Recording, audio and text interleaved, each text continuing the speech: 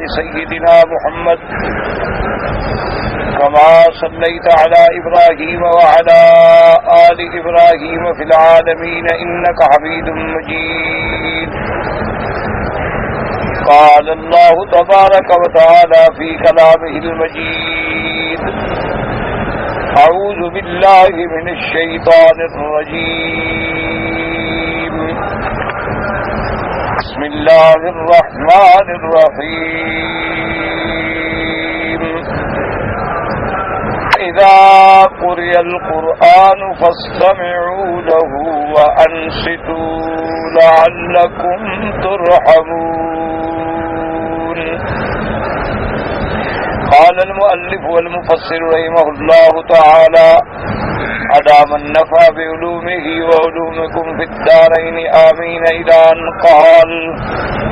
قال ابن جرير: حدثنا أبو كريب قال حدثنا أبو بكر بن عياش عن عاصم عن المسيب بن رافع قال ابن مسعود رضي الله تعالى عنه: كنا يسلم بعضنا على بعض في الصلاة فجاء القرآن وإذا قرئ القرآن فاستمعوا له وأنصتوا لعلكم ترحمون.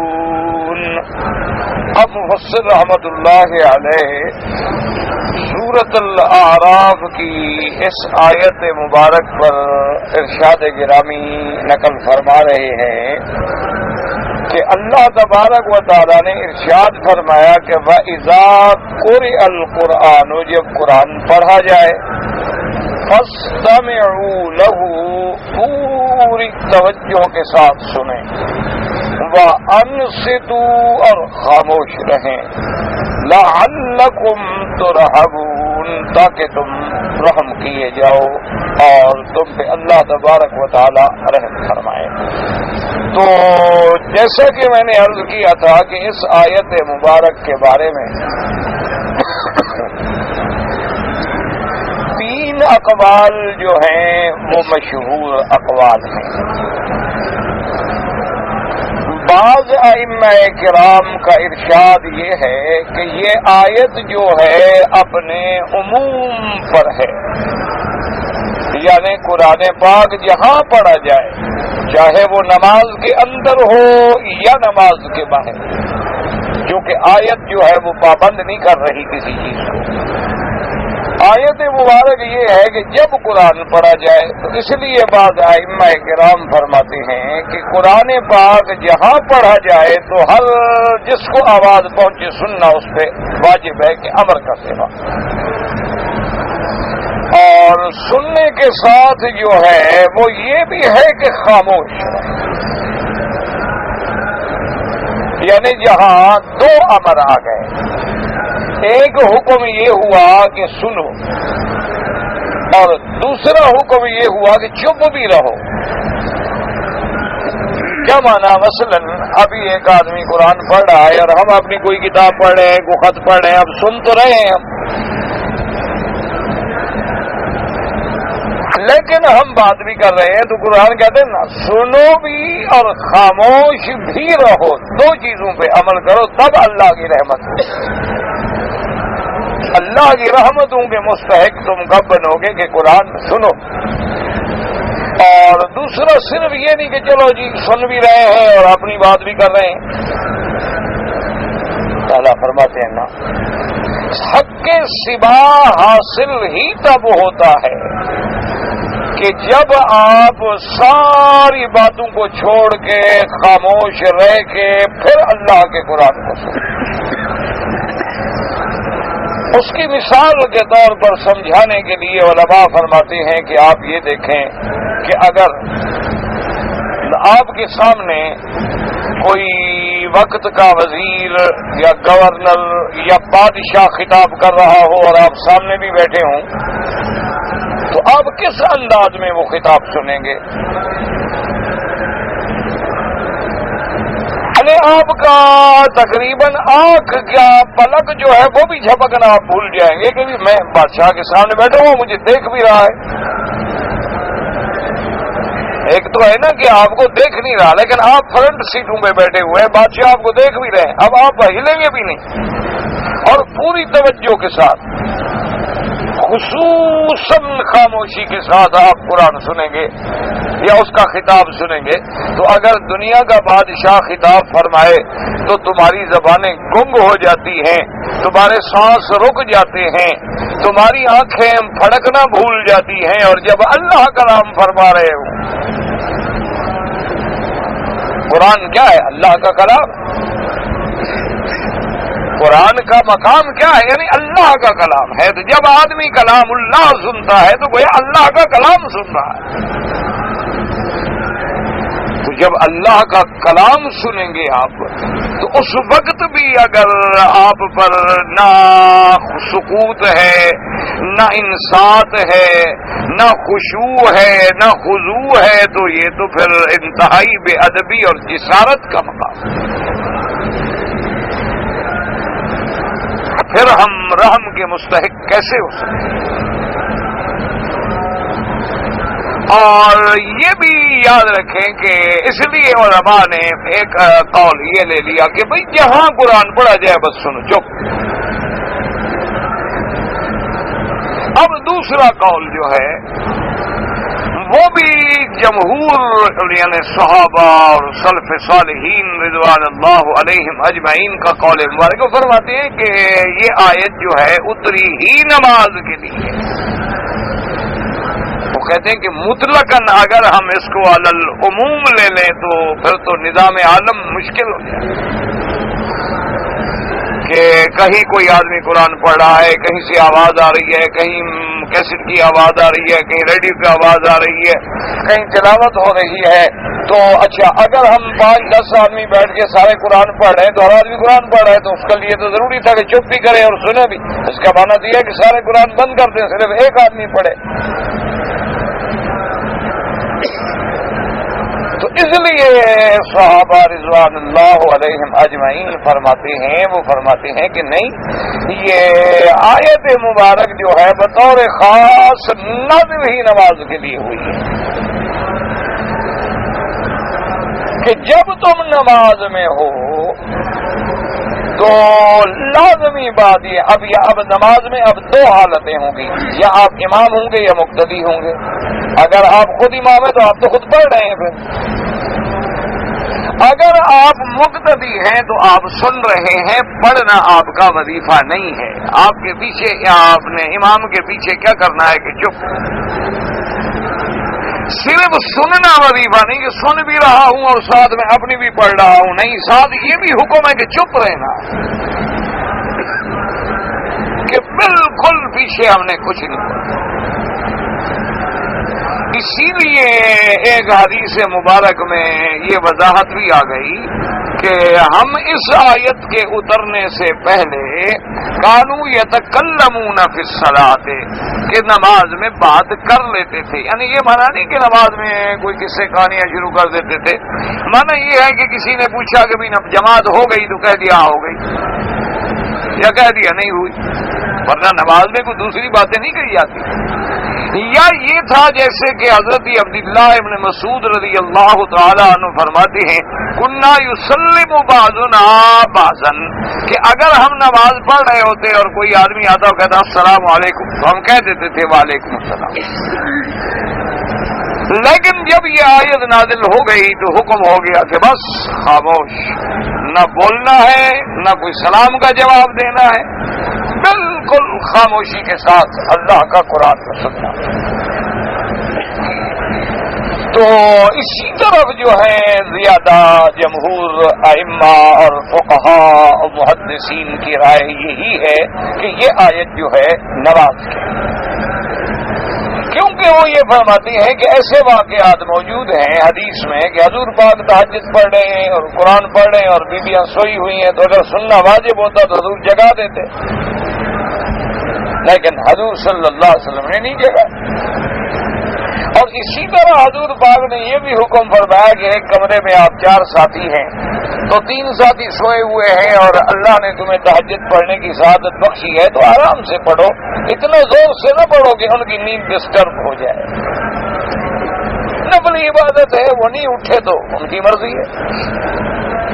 تم پڑھ رہے ہو تو اب اتنا زور سے نہ پڑھو کہ تم ان کی آواز کو یا نیند کو خراب کرو۔ تو اس لیے انہوں نے فرمایا کہ اس کا حکم جو ہے وہ خالص نماز، اور اسی لیے میں نے کل بھی عرض کیا تھا کہ جو صحیح مسلم شریف میں امام مسلم رحمت اللہ علیہ نے جس کو اپنی کتاب صحیح میں نقل فرمایا ہے، اور روایت ہے حضرت ابی موسیٰ اشعری سے، سیدنا ابی موسیٰ اشعری رضی اللہ تعالی عنہ سے روایت ہے، وہ فرماتے ہیں کہ حضور صلی اللہ علیہ وسلم نے فرمایا انما جعل الامام لیؤتم بہ، کہ امام تمہارا بنایا اس لیے جاتا ہے کہ تم اس کی اقتداء کرو، اس کی اتباع کرو۔ فَإِذَا كَبَّرَ فَكَبِّرُوا، جب وہ کہے اللہ اکبر تو اب اس کے فوراً بعد تم کہو اللہ اکبر، پہلے نہیں کہنا، تم امام کے تابع ہو، پہلے کہو کہ نماز گئی۔ جیسے بہت سارے لوگ اللہ کے حرم میں، خاص طور پہ ہمارے بھائی جو ہماری طرح ہوتے ہیں، پاکستان سے، ہندوستان سے، بنگلہ دیش سے، اور پہلی دفعہ حرم آتے ہیں، تجربہ نہیں ہوتا، تو امام جب کہتے ہیں کہ سب نماز کے صفحے ٹھیک کر دو، بیچارے نماز شروع کر دو، سمجھتے ہیں نماز شروع ہو گئی، ان غریبوں کو پتہ ہی نہیں ہوتا کہ کیا ہو گیا۔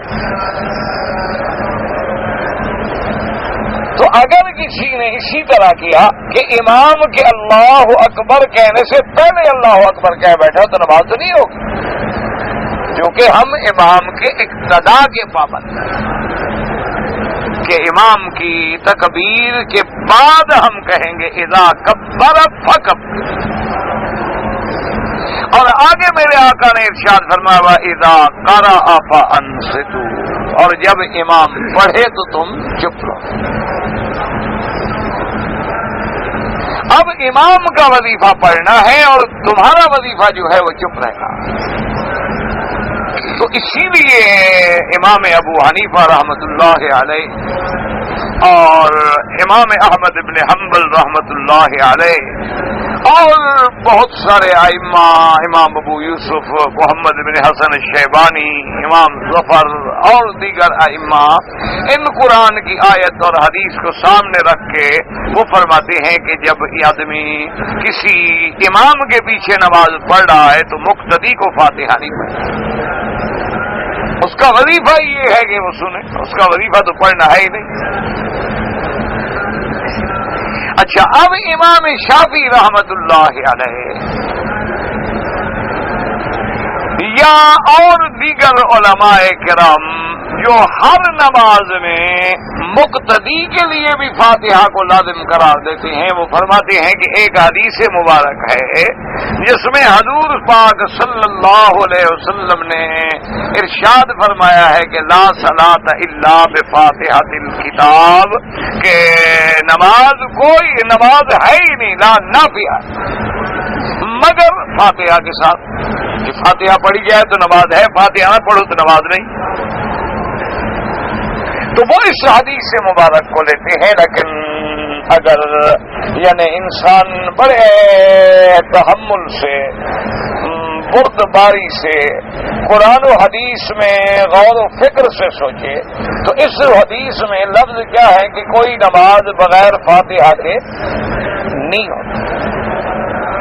تو اس پر تو امام ابو حنیفہ رحمۃ اللہ علیہ اور سب کا ایمان ہے، وہ بھی فرماتے ہیں کہ کوئی نماز بغیر فاتحہ کے نہیں ہوتی، اور دنیا میں کوئی نماز ایسی ہے نہیں جس میں فاتحہ نہ ہو،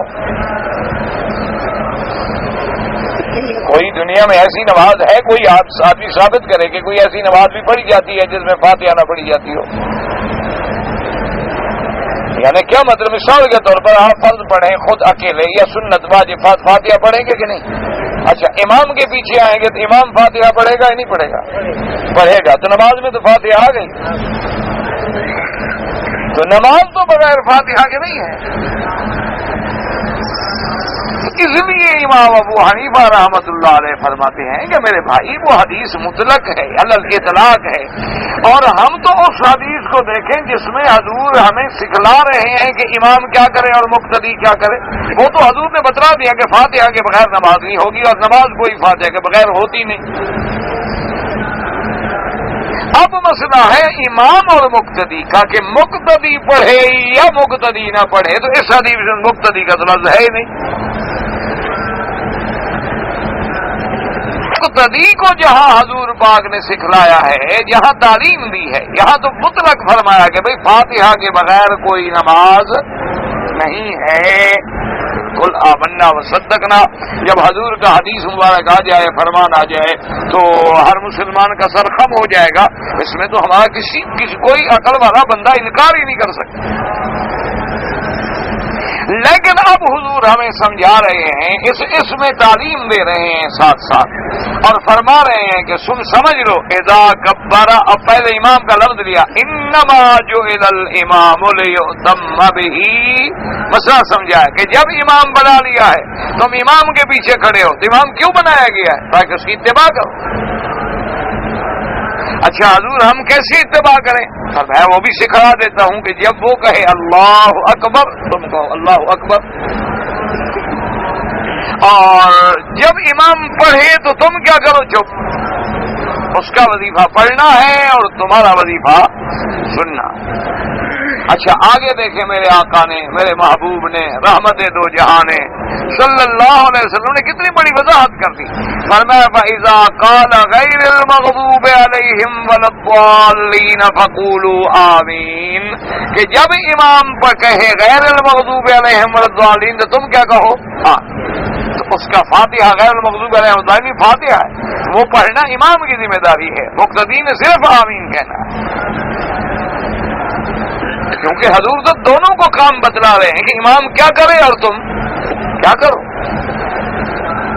حضور پاک نے اگر یہ تعلیم دینی ہوتی کہ جب امام پڑھے اور مقتدی بھی پڑھے، تو لازمی بات ہے کہ حضور فرماتے کہ جب امام کہے الحمدللہ رب العالمین تو تم بھی کہو الحمدللہ رب العالمین، جب وہ کہے الرحمن الرحیم تو تم بھی کہو الرحمن الرحیم۔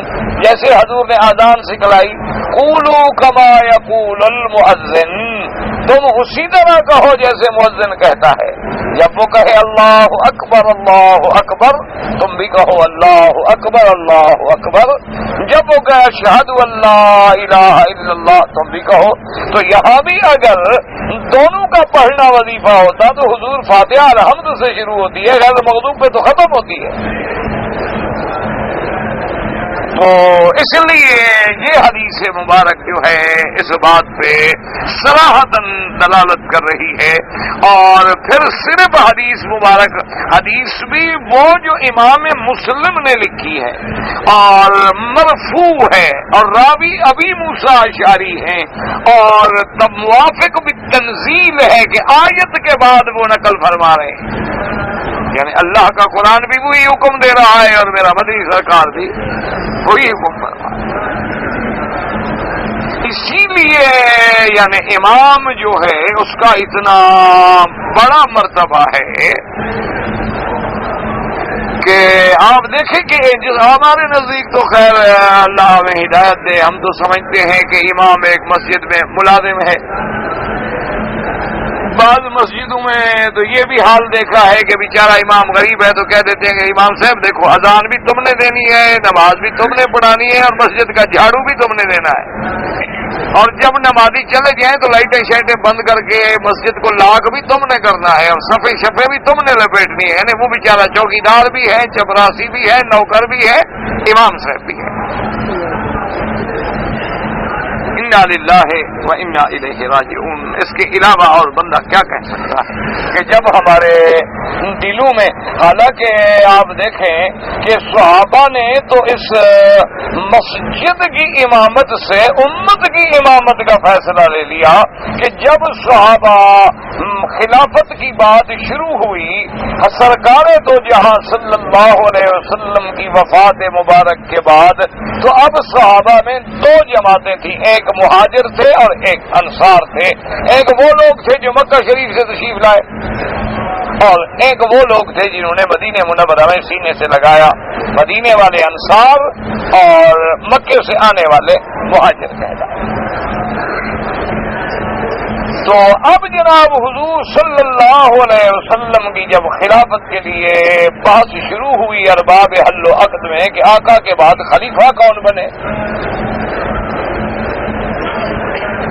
تو انصار نے بھی اپنا درخواست پیش کی کہ بھئی ہمارے بھی تو خدمات ہیں، ہمارا بھی تو حق ہے.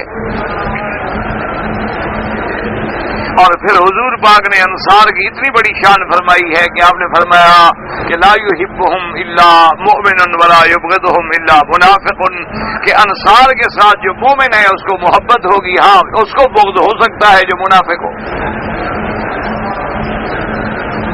اور حضور کو انصار اتنے محبوب تھے کہ ایک دفعہ تو حضور پاک نے یہ بھی فرما دیا کہ دیکھو اگر دو راستے ہوں اور ایک راستے پہ انصار چلیں اور ایک راستے پہ باقی لوگ چلیں تو میں انصار کے ساتھ جاؤں گا. یعنی اتنی شان تھی انصار. اور اسی طرح ایک حدیث مبارک میں آتا ہے کہ میرے آقا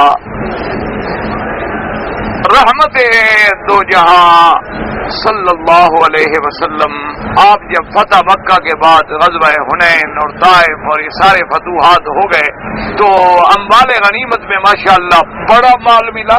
اللہ نے بڑی کامیاب فتح عطا فرمائی کہ ہزاروں کی تعداد میں بکریاں اور سینکڑوں کی تعداد میں اونٹ اور مویشی اور مال اور دولت اور پیسہ ڈھیر لگ گئے. حضور صلی اللہ علیہ وسلم نے مکے کے لوگ جو تھے جو فتح مکہ کے بعد بڑے بڑے لوگ مسلمان ہوئے، حضور بلائے اور 100 اونٹ دے دیں ایک آدمی کو، 100 اونٹ لے جاؤ، تم 100 اونٹ لے جاؤ. 100 اونٹ اس زمانے میں معمولی سی بات ہوتی ہے کسی کو 100 اونٹ دے دینا. آج بھی معمولی بات نہیں 100 اونٹ دے دینا. آج بھی اونٹ کی ایک بہت بڑی قیمت ہے، لیکن اس وقت تو پیسہ نہیں تھا. تو انصار کے کچھ نوجوانوں نے، کچھ نوجوان صحابہ جو مدینے کے تھے انصار میں تھے، ان کو تھوڑا طبیعت پہ گرا گزرا تو کہنے لگے دیکھیں جی عجیب بات ہے، حضور پاک قریش کو اتنا مال دے رہے ہیں کہ ایک ایک آدمی کو 100 اونٹ دے رہے ہیں اور ہمیں تو بالکل ایک اونٹ دے دیا ہے، اور ان لوگوں کو دے رہے ہیں کہ وسیوف ہونا تک تو دمن، ابھی تو ہماری تلواروں سے خون ٹپک رہا ہے، ان سے تو ہم لڑتے رہے، آج یہ 100 اونٹ بھی لے رہے ہیں. حضور صلی اللہ علیہ وسلم کو یہ بات پہنچ گئی. حضور نے حکم فرمایا کہ ہلموا یا الانصار، کہ انصار کے جتنے لوگ سب آ جاؤ، اکٹھے ہو جاؤ. تو سارے انصار جو تھے موجود تھے اکٹھے ہو گئے اور حضور پاک نے ایک مقام پہ سب کو جمع فرمایا. ہم نے فرمایا حل بات احد من، کوئی آدمی پیچھے تو نہیں رہ گیا تمہارا؟ انہوں نے کہا حضور کوئی آدمی پیچھے نہ، الا ابن اخت القوم، ایک آدمی ہے ہماری بہن کا بیٹا سمجھ لیں. میں ابن اخت القوم میں ہوں، وہ بھی تو تم میں سے ہے، بلاؤ اس کو بھی، بلاؤ. اس کو بھی بلا لیا. اب جو بڑے بڑے انصار تھے، صحابہ تھے، جیسے حضرت سعد رضی اللہ تعالیٰ عنہ، تو بڑے بڑے لوگ جو تھے وہ سمجھ گئے کہ حضور کو ہمارے ان نوجوانوں کی بات پہنچ گئی ہے اور حضور ناراض ہیں، سب کو بلا رہے ہیں، اور حضور صلی اللہ علیہ وسلم کے چہرے پہ جلال ہے. تو انہوں نے کہا کہ حضور آپ کے فرمان سے پہلے ہم کچھ عرض کر سکتے ہیں. تو حضور نے ہاتھ تو میں نے باندھے ہیں، وہ نہیں باندھ رہے، میں نے ادب سے ویسے کہہ دیا، کیونکہ آج کل مشکل ہی ہوتا ہے، اعتراض کرنے والے بہت ہوتے ہیں اور بات سننے اور سمجھنے والے کم ہوتے ہیں، بلکہ ہم تو اس رسم کے بھی خلاف ہیں جو ہمارے سندھی بھائی باندھتے ہیں نا، مجھے بڑا دکھ ہوتا ہے، یہ تو ہندوؤں کی رسم ہے کہ کسی کے سامنے ہاتھ باندھ کے کھڑے ہو جاؤ۔ یہ تو میں نے جو کہ حضور کا نام آ گیا تو ادب سے، کہ صحابہ نے ادب سے عرض کیا، انہوں نے کہا کہ حضور ہمارا عرض سننے آپ فرمایا کیا بات ہے؟ انہوں نے کہا حضور آپ کو جو خبر پہنچی ہے ہم سمجھ گئے ہیں، لیکن واللہ ہم قسم کھاتے ہیں، خدا کی قسم یا رسول اللہ، ہم میں سے کسی نے نہیں کہا، کسی عقل والے آدمی نے بات ہے، یہ چند بچے ہیں بیچارے، نوجوان بچے ہیں اور جوانی کا خون ہے، تو جوش تو آ جاتا ہے کہ کل تو ان سے ہم لڑ رہے تھے اور آج یہ 100 اونٹ بھی لے کے جا رہے ہیں۔ حضور نے فرمایا کہ سنو بات، سب سے پہلی بات یہ ہے کہ تم ہی میرا مقام امانت ہو، مقام مودت ہو، محبت ہو۔ ان لوگوں کو تو میں نے 100 اونٹ اس لیے دیا، یہ تو حدیث واحدہم بالاسلام، ابھی مسلمان ہوئے ہیں، تو ان کی تعلیف قلب کے لیے کہ یہ نہ سمجھے کہ ہم اسلام میں آگے سردار تھے، ہم بھوکے مریں گے، تو ہم نے ان کی عزت کی ہے، احترام کیا ہے کہ ذرا تھوڑا ان کو عزت، تاکہ ان کی تعلیف قلب ہو کہ ایک آدمی مسلمان ہو رہا ہے، اسلام میں آیا ہے، آتے ہوئے اس کو امتحان میں ڈال دو تو وہ تو بیچارہ اسلام سے بھاگ جائے گا۔ میں نے کوئی یہ نہیں کیا کہ تم لوگوں سے ان کا شان زیادہ بڑھا دیا ہے، بلکہ وہ تو تعلیف قلب ہے، مؤلفۃ القلوب ہے، اور جس کے لیے میں نے یہ حدیث نقل کی ہے، اب وہ جملہ سنیں جس کے لیے میں نے ساری حدیث مبارک پڑھی ہے۔ اتنی بڑی بات کی میرے آقا نے، اللہ کے کروڑوں صلاۃ و سلام۔ حضور نے فرمایا اللہ اکبر، صرف یہی ایک لفظ بھی ہو نا مدینے والوں کے لیے تو قیامت تک کافی ہے۔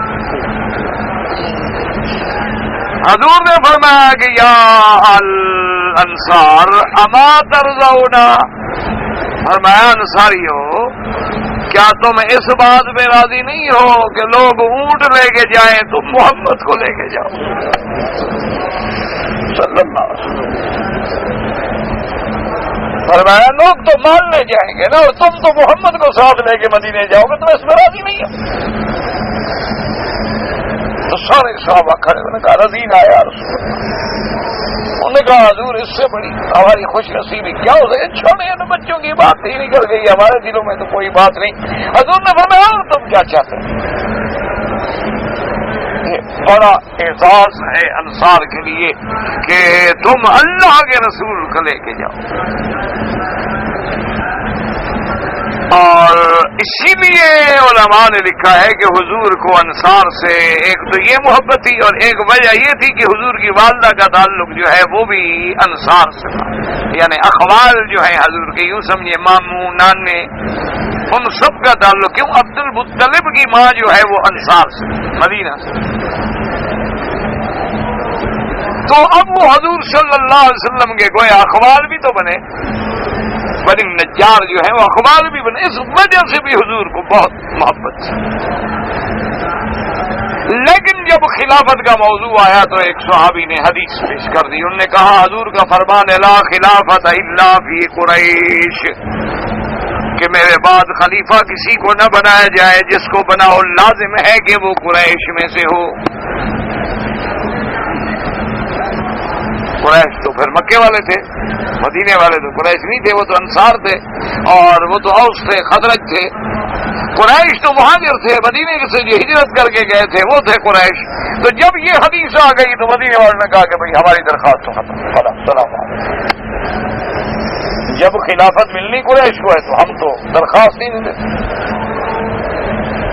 اب جب مسئلہ ہو گیا کہ قریش میں بنائے تو قریش میں تو بڑے بڑے لوگ ہیں، حضرت ابوبکر ہیں، حضرت عمر ہیں، حضرت عثمان ہیں، حضرت علی ہیں اور حضرت حمزہ ہیں، تو قریش میں تو بڑے بڑے سردار ہیں، ابو سفیان ہیں۔ تو قریش میں جو لوگ تھے اس وقت وہ تو بڑے قداور لوگ تھے، اب ان میں سے کس کو بنایا جائے؟ تو سب صحابہ نے اپنے اپنے دلائل ذکر کیے، تو سیدنا عمر نے کہا کہ میری ایک بات سنو، تم سب بیٹھے ہو، مہاجر بھی، انصار بھی، مکے والے بھی، مدینے والے بھی، مجھے ایک بات بتاؤ، دین مقدم ہوتا ہے یا دنیا؟ انہوں نے کہا کہ دین، دنیا تو عارضی چیز ہے، آج ہے نہیں ہے، فنا ہو گیا، اصل تو دین ہے۔ دنیا کیا ہے؟ دنیا تو کافروں کے پاس بھی ہوتی ہے، دنیا تو فاجر کے پاس بھی ہوتی ہے، فاسق کے پاس بھی ہوتی ہے۔ دنیا تو دنی ایک بری چیز ہے، اصل تو دین ہے۔ تو حضرت عمر نے فرمایا کہ جس کو میرے محبوب نے ہمارے دین کا امام چن لیا ہو، ہم اس کو اپنی دنیا کا امام نہ چن لیں۔ کہ حضور نے اپنی زندگی میں جس کو مصلی پہ کھڑا کر دیا ہو، تو جب آپ نے اشارہ تو ہو گیا کہ جو دین میں ہمارا امام ہے، تو اب دنیا تو کچھ بھی نہیں۔ سب صحابہ نے کہا بننا بننا، انہوں نے کہا بالکل ٹھیک ہے، تمہاری دلیل سب سے بڑی ہے، سب سے زیادہ حقدار جو ہے ابو بکر۔ اور بعض روایات میں یہ بات بھی ملتی ہے کہ ایک دفعہ بی بی صاحبہ نے شاید عرض کیا کہ حضور آخر موت و حیات تو سب کے ساتھ لگی ہے، تو آپ خلافت کے لیے فرما دیں۔ فرمایا کہ اللہ نے معین نہیں کیا خلیفہ، یہ امر ہے مسلمانوں پر کہ وہ مشاورت کر کے جس کو چاہیں گے خلیفہ بنا لیں گے، لیکن مجھے یقین ہے کہ نہ اللہ راضی ہوگا نہ لوگ راضی ہوں گے ابو بکر۔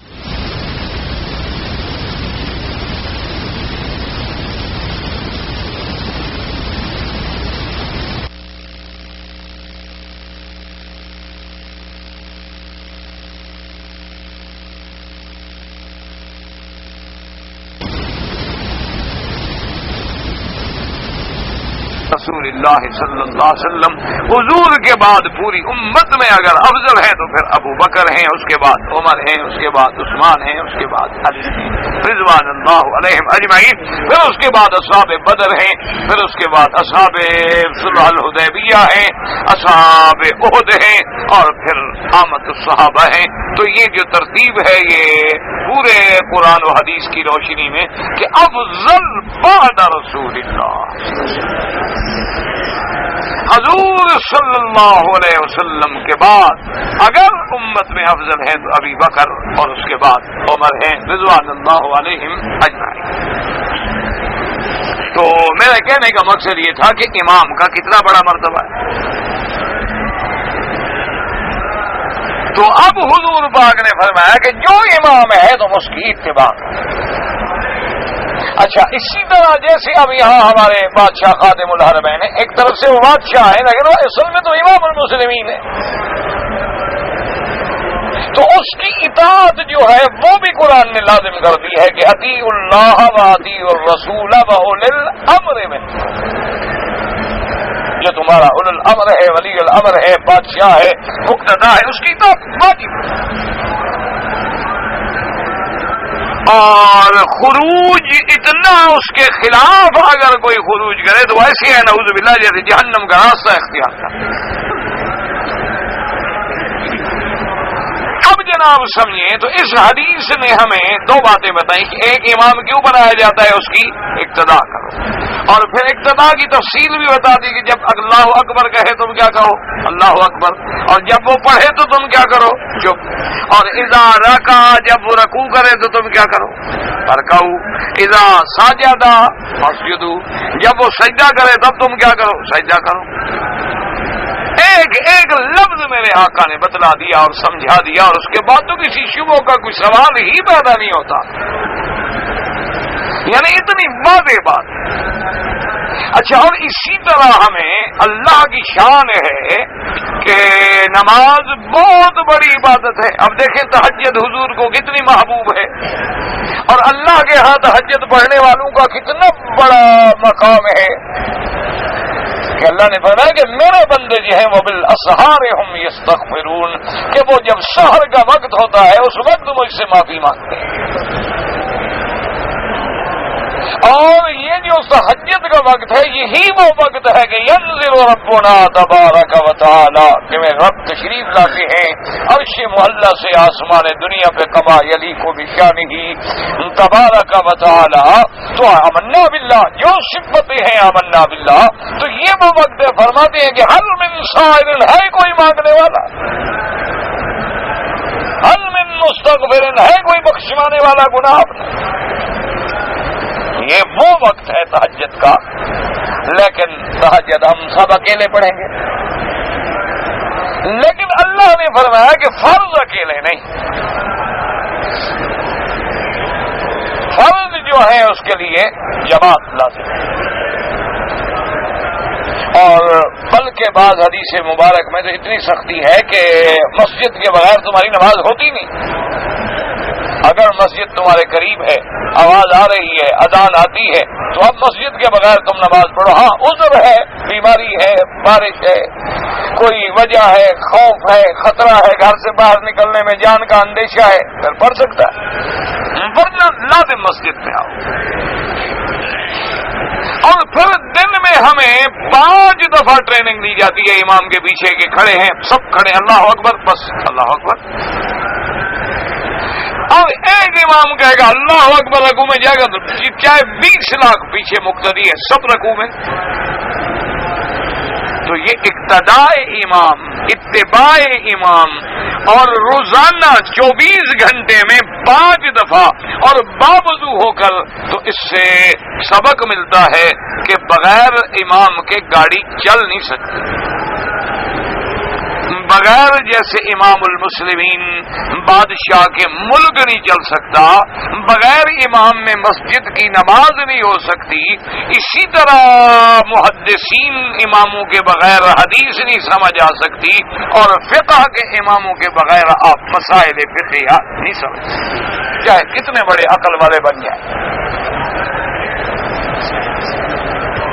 اور اسی لیے میں نے عرض بھی کیا تھا کہ ایک دفعہ علامہ اقبال کے ساتھ حضرت ثناء اللہ رحمۃ اللہ علیہ, بہت بڑے عالم تھے, اللہ ان کی قبر پہ کروڑوں رحمتیں فرمائے. اللہ تمام علماء وہ اہل حدیث ہیں, وہ احناف ہیں, وہ شوافی ہیں, وہ مالکیہ ہیں, وہ حنابلہ ہیں, سب اہل حق ہیں, اللہ ان پہ کروڑوں رحمتیں فرمائے. تو ان کی بڑی دوستی تھی, گپ شپ تھی, کٹھے بیٹھتے تھے. تو ایک دن ایک آدمی نے مسئلہ پوچھ لیا, جی یہ جو حنفی کہتے ہیں, شافعی کہتے ہیں امام کی بات مانو, امام کی بات مانو, امام کی تقلید کرو, اس کے بارے میں حضرت آپ کا کیا خیال ہے؟ تو حضرت نے تقلید کی تردید میں بڑی پرزور دلائل کے ساتھ 20-25 منٹ تقلید کی. وہ سن کے چلا گیا. وہ جب آدمی چلا گیا پوچھنے والا, تو مولانا نے فرمایا, حضرت شیخ نے فرمایا کہ علامہ اقبال یہ میں اس کے لیے تقریر نہیں کر رہا تھا, میں نے جو اتنی محنت کی ہے, اتنے دلائل ذکر کیا, وہ تو بیچارہ ایک عام تھوڑا سا پڑھا لکھا آدمی تھا, اس کے لیے تو ایک بات کہہ دینا کافی تھا, میں یہ سارا تمہیں سمجھا رہا تھا. تو تمہیں بھی مسئلہ سمجھ آیا ہے کہ نہیں آیا؟ اس نے کہا حضرت مجھے تو یہی سمجھ آیا ہے کہ اگر یہ امام نہ ہوں تو پھر حالت یہ ہوگی کیوں صلاتے بے امام, جیسے مسجد میں نماز ہو رہی ہے اور امام نہ ہو تو کوئی رکوع میں کھڑا ہوتا ہے, کوئی سجدے میں پڑا ہوتا ہے, آپ تو پھر ساری امت کو الگ الگ کر دیں گے. امام ہی تو ہے جو باندھتا ہے, ورنہ تو ہر آدمی کی پھر اپنی رائے ہوگی, جدھر مرضی آئے چلا جائے. جیسے بغیر امام کے جب ہم نماز پڑھ رہے ہوتے ہیں تو ہم کنٹرول تو نہیں کر سکتے, کیوں وہ رکوع میں جا رہا ہے, میں سجدے میں جا رہا ہوں, وہ کھڑا ہو رہا ہے, میں بیٹھ رہا ہوں, کیوں اس کی اپنی نماز میری اپنی نماز. تو حضرت شیخ نے فرمایا اقبال بھائی تجھے سمجھانا بڑا مشکل ہے. تو انہوں نے کہا حضرت مشکل بات یہ تو کھلی سی بات. اور اگر آپ کو 4 امام یہ سمجھتے ہیں کہ ان کی تقلید جو ہے وہ امت کے لیے مضر ہے, تو اگر آدمی کو 4 کے بجائے کھلا چھوڑ دیں تو پھر تو کروڑوں پیدا ہو جائیں گے, پھر کیا کریں گے آپ؟ تو خدا کا شکر کرو کہ اللہ نے ائمہ اربعہ کے تک محدود رکھی ہے بات. ورنہ آج کل دیکھا نہیں آپ نے کتنی جماعتیں پیدا ہو گئی ہیں, اور ہر جماعت یہ چاہتی ہے کہ صرف دین وہ ہے جو میں سمجھتا ہوں. آپ نے دیکھا نہیں ماشاءاللہ مسجدیں الگ ہیں، ٹوپیاں الگ ہیں، پگڑیوں کے رنگ ہی الگ ہیں، جماعت کا رنگ ہی الگ ہے، ڈھنگ ہی الگ ہے، کسی کا کرتا الگ ہے، کسی کی واسکٹ الگ ہے، کسی کی والی ٹوپی ہے، کسی کی سفید ٹوپی ہے، کسی کی 4 کونے والی ہے، کسی کی لمبی ہے۔ انا للہ و انا الیہ راجعون۔ اور سمجھ یہ رہے ہیں کہ ہم سب خدمت دین کر رہے ہیں، لیکن یہ فیصلے قیامت میں ہوں گے کہ ہم دین کی خدمت کر رہے ہیں یا دین کو روک رہے ہیں۔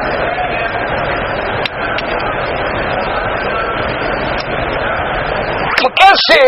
یعنی یہ تو اللہ تبارک و تعالیٰ پھر دیکھیں نا، آپ کے ملک میں ایک دفعہ تاریخ چلی تھی کہ اسلام اسلام اسلام، تو اب ہر جماعت کا ایک نعرہ، ایک ہے نظام مصطفیٰ، ایک ہے نفاذ شریعت، ایک ہے اسلامی قانون، ایک ہے قانون اسلامی، ایک ہے نہیں دستور اسلامی۔ اب مجھے بتاؤ یہ سب الگ الگ چیز ہے؟ لفظوں کی جنگ میں نتیجہ کیا نکلا کہ جو لارڈ مکالے کے مرید تھے انہوں نے کہا یار تم مولوی تو کسی بات پہ اکٹھے نہیں ہوتے، ہم کون سا اسلام لیں اور ہمیں اسی پہ رہنے دو۔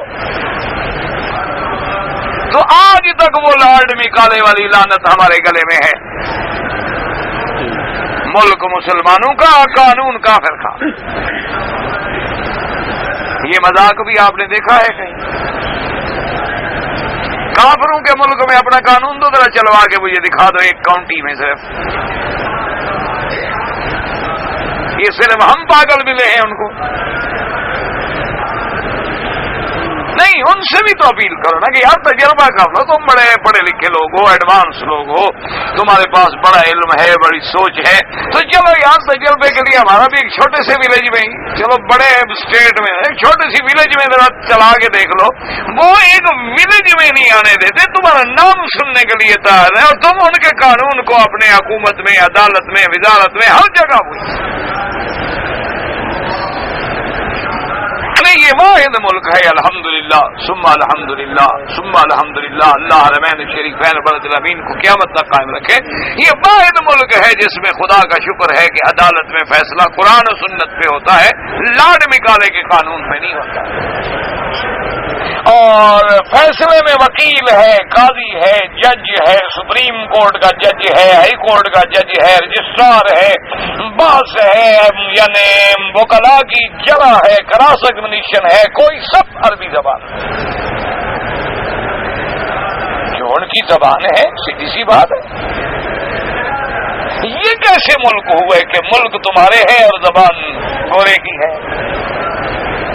ملک تمہارے ہیں اور قانون نکالے کا ہے، ملک تمہارے ہیں اور پولیس ایکٹ انڈیا کا ہے 1935 جو انگریزوں نے بنایا تھا۔ پولیس کو اتنا اختیارات دے دو کہ جس بڑے سے بڑے آدمی کو چاہے ایک دفعہ تو جیل میں بند کر دینا، پھر دیکھا جائے گا، اور تنخواہ کم دو، اختیار زیادہ دو، نتیجہ کیا؟ خود بخود لوگوں کو کاٹیں گے۔ جب اختیار زیادہ ہوگا، پیسہ کم ملے گا تو کیا کریں گے؟ انہوں نے تو یہ جان کے بنایا تھا کہ ہمارے اوپر یہ عذاب مسلط رہے گی، ہر آدمی کو بے عزت کریں، کوئی آدمی سر نہ اٹھا سکے۔ چند لوگ جو ہیں ان کو نمبردار، ذیلدار، سردار، جگیردار، وڈیرا، گودا، نواب، سر یہ بنا دو، اور جو بیچارے یہ داڑھی والے لوگ ہیں، یہ مسیتڑ، ان کے لیے پیر پیدا کرو، ان کو جگیریں دو، اور جو کچھ تھوڑے بہت نمازی بھی ہیں، داڑھی والے پڑھاکو ہیں، ان کے لیے مولویوں کو بڑے بڑے خطاب دو، جناب شمس العلماء، علماء کا سورج ہے ماشاءاللہ، جاہلوں کے لیے سورج نہیں، روشنی دے رہا ہے صرف علماء کو، اور روشنی اس کو دو جس کو ضرورت ہے۔ یہ سارے القاب جو تھے نا جی، اس کافر نے ایجاد کیے تھے، اور آج تک ہم نے اسی کو گلے لگایا ہوا ہے۔ یعنی علاقے کا ڈی سی ہو، کمشنر ہو، اے ڈی ایم ہو، ڈی ایم کتنا بڑا آدمی ہوتا ہے، لیکن تھانے دار صاحب ناراض ہو جائے نا شام کو ایک دفعہ تو پکڑ کے حوالات بھی دے دیں گے، وہ تو کل شناخت ہوگی نا کہ اچھا آپڑی تھی، اچھا ٹھیک ہے نکال دیتے۔ وہ جی رات کو سیر بات کر رہے تھے، مجھے کیا پتا کون ہے، میں نے سمجھا کوئی چور ہے۔ اس لیے آپ نے دیکھا نا جتنے غریب مسجد میں سوئے ہوئے سب کا 109 میں چلان کرتے ہیں، چونکہ مجرم تو پکڑنا نہیں، وہ تو ان کا بیلی والا ہے، اس کو کیوں پکڑے؟ ان کو پتا ہوتا ہے جو مسجد میں سویا ہوا ہے نہ اس کے پاس پیسے ہیں نہ وسیلہ ہے نہ واسطہ ہے، ٹھکانا ہوتا تو کسی کے گھر نہ چلا جاتا۔ اس کو پکڑو، عدد پورا کر دو کہ جناب ہم نے رات دہشت گرد 4 پکڑ للہ وانا الیہ راجعون۔ یہ سارا وجہ کیا ہے؟ صرف قرآن سے دوری کا وجہ ہے کہ ہم نے آج تک جو اسلام نے ہمیں نظام دیا تھا کہ امام المسلمین ہو، خلیفۃ المسلمین ہو، اس کا اور وہ بھی اللہ کے رسول کا پابند ہو، وہ جتنا بڑا مرتبے پہ ہو جائے اللہ کے احکام کے چلانے والا ہے، خود حکم بنانے والا نہیں ہے، وہ اللہ کے احکام کی تنفیذ کرے گا۔ اور جب وہ کوئی حکم اللہ رسول کے خلاف دے، حضور نے فرمایا خبردار بالکل نہیں ماننا۔ ہم مخلوق کی اطاعت اس وقت تک کریں گے جب وہ اللہ کی فرما برداری کریں، اور جب وہ خود اللہ کی نافرمانی کرے تو ہم کیوں فرما برداری کریں؟ اس لیے ہمیشہ یاد رکھیں کہ امام کا اتنا بڑا اللہ نے مقام دیا ہے، اور پھر اتنی بڑی بات یہ ہے کہ امام غلطی کرے، ہم نے کوئی غلطی نہیں کی، لیکن امام نے سجدہ صاف کیا تو ہم بھی سجدہ صاف کرتے ہیں کیونکہ ہم امام کے تابع۔ امام نے تلاوت کی، ایسا کی، زور سے کی، سجدہ آ گیا تلاوت کا، وہ سجدہ کرے ہم بھی سجدہ کریں، حالانکہ نہ ہم نے پڑھا ہے نہ سنا ہے۔ امام کا وضو ٹوٹ گیا، نماز ختم کر دی، اس نے کسی کو آگے بھی نہیں کیا تو اس کی نماز کی تو ہم سب کی گئی۔ اچھا ایک دن امام صاحب مثلا ذرا گھر میں بیوی سے لڑے ہوئے ہوں اور بھول کے آ جائیں اور بغیر وضو کے نماز پڑھا دیں، تو نماز کے بعد فرمائیں کہ مجھے وضو نہیں تھا، تو ہو گئی سب کی، کہ ہمارا کیا قصور ہے؟ ہمارا حالت وضو تھا، ٹھیک ٹھاک وضو تھا، وضو تو امام صاحب کا ٹوٹ گیا، لیکن جب امام کا وضو نہیں تھا تو گویا ہماری نماز بھی نہ ہو۔ اتنا بڑا مقام ہے، اسی لیے اب اس حدیث مبارک میں بھی یہ وضاحت آ گئی کہ حضرت عبداللہ ابن مسعود فرماتے ہیں کہ پہلے ہم سلام کا جواب دیتے تھے، جب یہ قرآن آ گیا تو بند۔ وقال ايضا حدثنا ابو قريب قال حدثنا المحاربي عن داود بن ابي هند عن بشير بن جابر قال صلى ابن مسعود فسمع ناسا يقرؤون مع الامام فلما انصرف قال اما آن لكم ان تفهموا اما آن لكم ان تعقلوا واذا قرئ القرآن فاستمعوا له وانصتوا كما امركم الله۔ اور اسی طرح ایک اور روایت مبارک ہے، حضرت بشیر ابن جابر فرماتے ہیں کہ حضرت عبداللہ ابن مسعود رضی اللہ تعالی عنہ جو صحابی جلیل ہیں اور فقہائے صحابہ میں ہیں، آپ نے نماز پڑھائی۔ جب آپ نے نماز پڑھائی فسمع ناسا یقرؤون مع الامام، اب انہوں نے سنا کہ میں جب نماز پڑھا رہا ہوں تو لوگ بھی پیچھے پڑھ رہے ہیں، مقتدی بھی پڑھ رہے ہیں، تو جب آپ نے نماز ختم فرمائی، نماز سے پھر فرمایا اما آن لکم من تفہموا، کیا اب بھی وہ وقت نہیں آیا کہ تم کوئی عقل کرو، کچھ سمجھ کرو، بات کو سمجھو؟ جب اللہ نے قرآن میں حکم دے دیا ہے کہ امام پڑھے تو تم چپ کرو، تم کیا پڑھ رہے تھے؟ ابھی وہ وقت نہیں پہنچا کہ تم قرآن کے حکم کو سمجھ سکو، ابھی وہ وقت نہیں آیا کہ تم قرآن کی اس آیت مبارک کو سمجھ سکو کہ اللہ نے حکم دیا ہے کہ جب قرآن پڑھا جائے تو چپ کرو۔ اسی طرح فرماتے ہیں وحدثني ابو الصائب قال حدثنا حفص عن اشعث عن الزهري قال نزلت هذه الآية في فتى من الانصار۔ قال نزلت هذه الآية في فتى من الأنصار كان رسول الله صلى الله عليه وسلم كلما قرأ شيئا قرأه فنزلت. حضرت فرماتے ہیں کہ ایک نوجوان تھے انصار میں سے، جب حضور پاک پڑھتے تو وہ بھی ساتھ پیچھے پڑھتا رہتا تھا، تو جب یہ آیت نازل ہوئی تو پھر اس کو بند کیا گیا. بس جب قرآن پڑھا جائے امام پڑھے چپ تو سننا ہے، تمہارا وظیفہ جو ہے وہ صرف یہی. اس کے بعد فرماتے ہیں وقد روى الإمام أحمد وأهل السنن من حديث الزهري النبي اكتمت الليثي النبي هريرة رضي الله تعالى عنه أن رسول الله صلى الله عليه وسلم انصرف من صلاة جهر فيها بالقراءة فقال هل قرأ أحد منكم أي آنفا؟ قال رجل نعم يا رسول الله. قال إني أقول ما لي أنازع القرآن.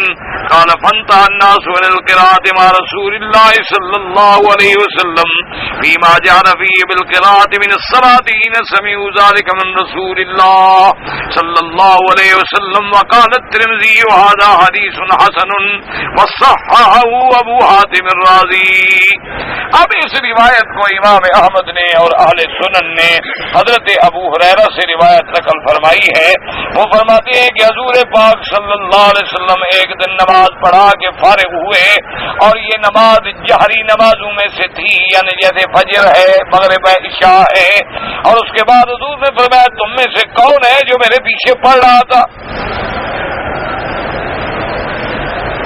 تو انہوں نے کہا حضور، ایک آدمی صحابی تھے، انہوں نے کہا حضور نہ میں پڑھ رہا. اور میں اچھا یہی بات ہے، میں حیران ہو رہا تھا کیا وجہ ہے کہ مجھے قرآن جو ہے یعنی وہ میرے اوپر تنا مانا ہوتا ہے، اختلاط ہو رہا ہے مجھے کہ پیچھے کی آواز سنوں کہ میں قرآن پڑھوں. آپ نے فرمایا یہ کیا کر رہے ہو؟ تو اس کے سننے کے بعد صحابہ جو تھے پھر حضور کے پیچھے پڑھنا جو تھا بند ہو گیا کہ حضور صلی اللہ علیہ وسلم نے منع فرما دیا.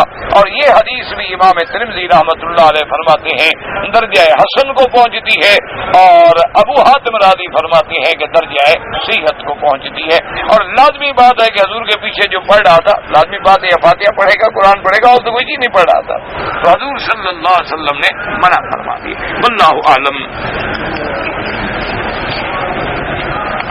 عورتیں جو ہیں اپنے اپنے خامن سے اجازت لے کر کسی ایک گھر میں اکٹھے ہو کے نماز سیکھتی ہیں، وضو سیکھتی ہیں، قرآن پاک سیکھتی ہیں، اچھی بات ہے، کوئی منع نہیں، ہونا چاہیے.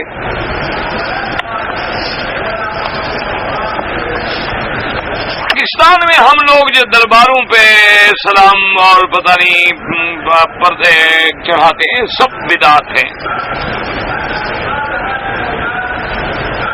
غیر نیت کے عمرہ کر لیا، بڑے عجیب آدمی ہو، کیسے بغیر نیت؟ احرام باندھا تھا، نیت ہی نہیں تھی تو کیوں باندھا تھا؟ طواف کیا تھا، جب نیت نہیں کیوں کیا؟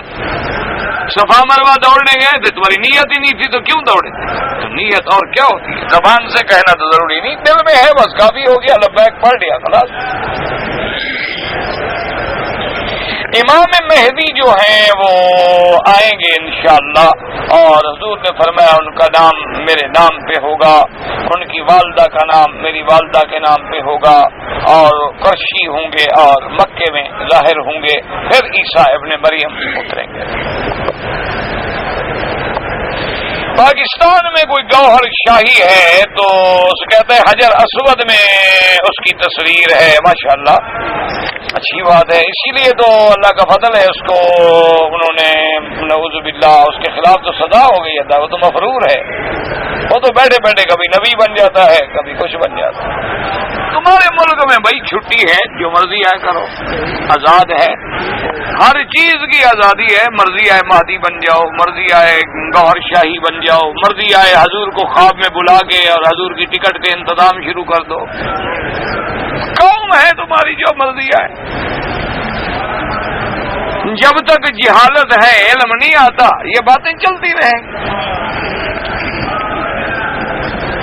حجر اسود پہلے سفید تھا، ہاں یہ روایت میں ہے کہ وہ روشن تھا، روشنی تھی، لیکن گناہوں کی وجہ سے سیاہی آ گئی. حضرت علی کی کہتے ہیں پیدائش خانہ کعبہ میں ہوئی، ہو گئی، چلو ٹھیک ہے، کیا ہو گیا پھر؟ حضور کی تو باہر ہوئی، لہذا حضور سے افضل ہو گئے۔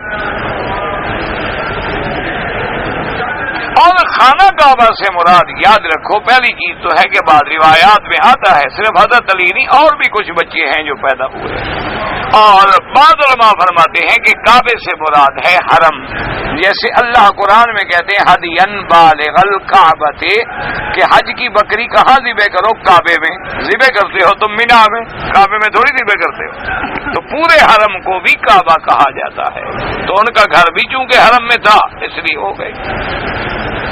خانہ کعبہ اس سے نیچے کی طرح ہے، تحت الثری تک خانہ کعبہ ہے، آسمانوں تک خانہ کعبہ ہے۔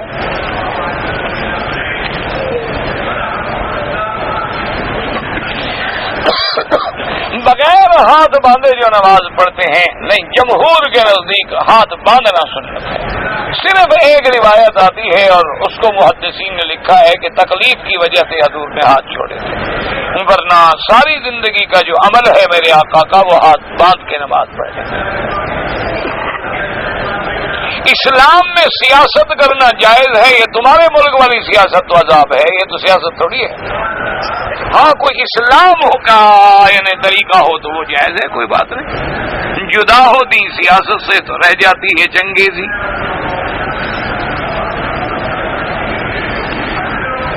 اگر ایک آدمی نے غسل خانے میں کپڑے نہیں پہنے ہوئے تھے، غسل کر رہا تھا اور بغیر کپڑوں کے اس نے وہیں کھڑے کھڑے وضو بھی کر لیا تو وضو ہو جائے گا۔ جب غسل ہو جائے گا شریف آدمی تو وضو کیوں نہیں ہو جائے گا؟ اور غسل تو بڑی بلا ہے نا، جب وہ ہو گیا تو وضو کیوں نہیں ہو گیا؟ تو چھوٹی چیز ہے۔ اگر وضو کر کے بیٹھا ہو اور نیند آ جائے، اگر ٹیک لگا کے بیٹھا ہے نیند آ جائے تو دوبارہ وضو کرے، اور اگر سیدھا بیٹھا ہے اور ایسے نیند آتی رہی تو کچھ نہیں ہوتا۔ جو لوگ مدرسے کا چندہ کرتے ہیں، چندے کرنے والوں کو لوگ جو ہے باقاعدہ 5%، 10% فیس دیتے ہیں، ٹھیک ہے، کوئی نوکر تھوڑے ہیں دوبارہ وہ جا کے چندہ کریں گے، وہ بھی تو عامل صدقات ہیں نا، پہلے طے کر کے لیں گے انشاءاللہ پھر کام کریں گے۔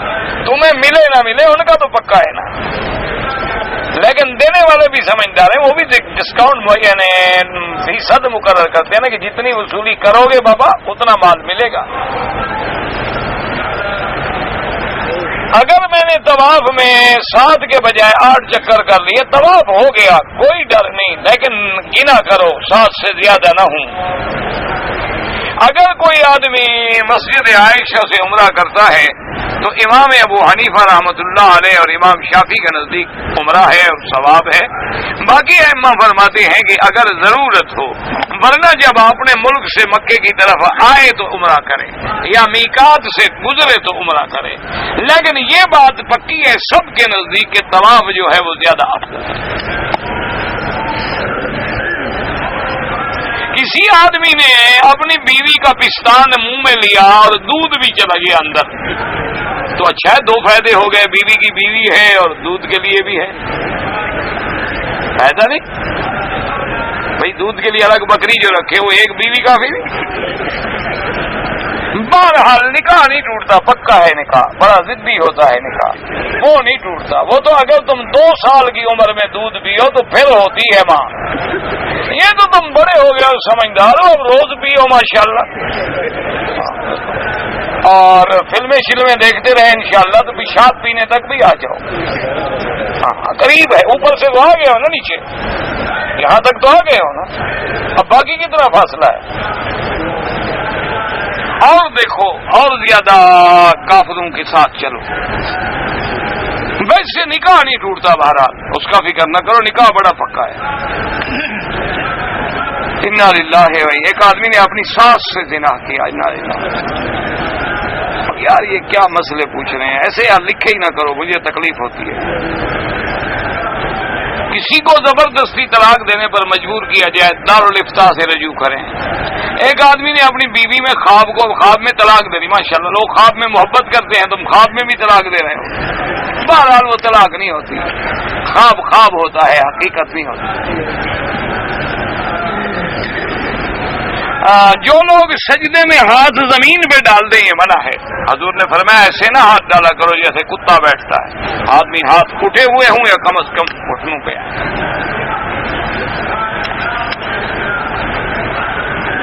اگر آدمی اپنی بیٹی کے گھر میں جاتا ہے, وہ شادی ہو گئی ہے, اس کے گھر سے کھانا پینا جائز ہے, بالکل جائز ہے. یہ تو جاہلوں کی باتیں ہیں جی, بیٹی کے گھر سے کھاؤں.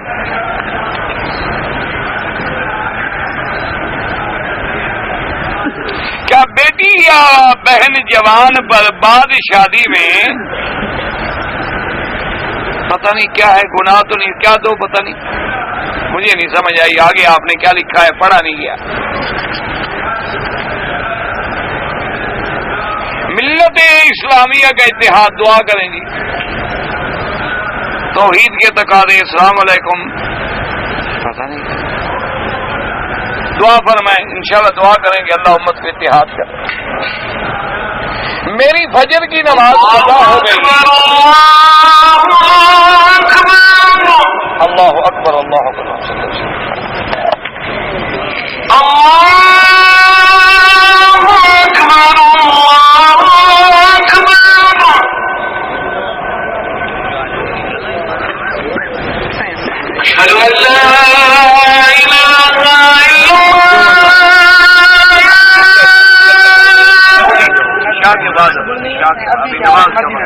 عشاء کے بعد عشاء ابھی ہوگی. کل کی عشاء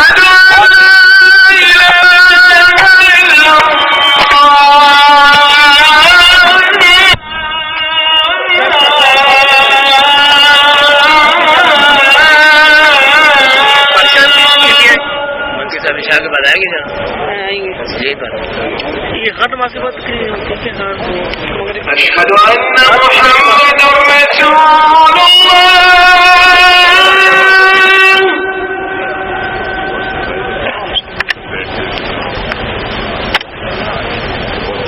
اشہد ان محمد رسول